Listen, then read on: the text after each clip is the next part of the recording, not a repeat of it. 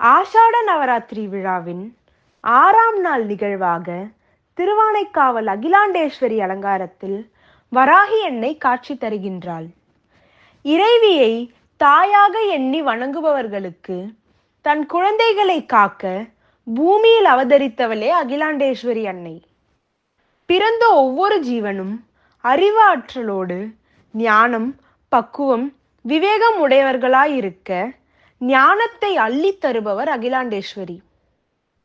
அகிலத்தை காக்க அம்பிகை தவம் இருந்ததால் அகிலாண்டேஸ்வரி என்றும், அன்னையே சிவனிடம் ஞானோபதேசம் பெற்றார் என்பதால் அனைவரும் எல்லையில்லா கல்வி ஞானம் பெற அன்னை பக்தர்களுக்கு ஞான உபதேசம் வழங்கி அருள்பாலிக்கின்றாள்.